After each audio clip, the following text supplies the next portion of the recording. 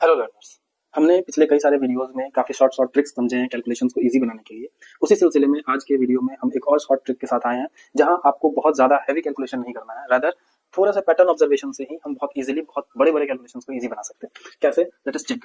एक पैटर्न है 1 multiplied by 1, that is 1। Okay, अगर हमें 11 मल्टीप्लाइड बाई 11 करना हो और अगर आप जानते हो तो 11 into 11 is 121। Okay, now what will happen अगर आप 1 1 1 मल्टीप्लाइड बाई 1 1 1 करते हैं तो सो सबसे पहले हम करके देख लेते हैं सो दैट कि आपको क्लियर हो सके कि कैसे हो रहा है। This is 1 1 1 1 1 1 1 1 1 1 2 3 2 1। What will you will get 1 2 3 2 1।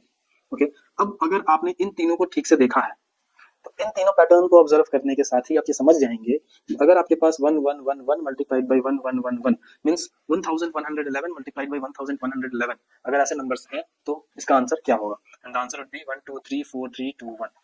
अब आप सोच रहे होंगे कैसे। अगर अभी तक आप नहीं समझ पाए हैं then let me help you. Look, यहाँ पे हमारे पास 3 डिजिट का नंबर है जिसमें 1 1 1 है।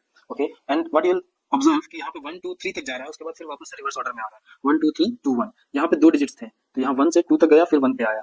ओके, सो इंक्रीज कर रहा है देन अगेन डिक्रीज कर रहा है। In the similar way increase किया अगेन डिक्रीज कर रहा है। और उसी तरह से अगर 1 1 1 1 1 1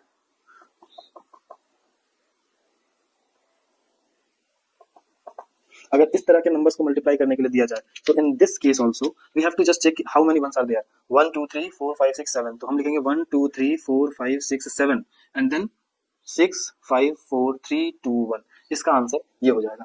तो इजंट इट इंटरेस्टिंग कि हम इतने बड़े कैलकुलेशन को इतनी आसानी से लिख पा रहे हैं और ये सिर्फ और सिर्फ हो पा रहा है क्योंकि हमने ये ऑब्जर्वेशन प्रॉपर कर रखा है। If you have no idea about these observations then how will you do this in few seconds? Okay, so it is important to know कि इस तरह के कैलकुलेशंस को और भी इस तरह के आइडियाज को समझने जानने के लिए बने रहिए हमारे साथ प्राइम ब्रेन पे, जहाँ पे हम इस तरह के आइडियाज को, इस तरह के ट्रिक्स को, टिप्स को समझ पाएंगे, समझा पाएंगे।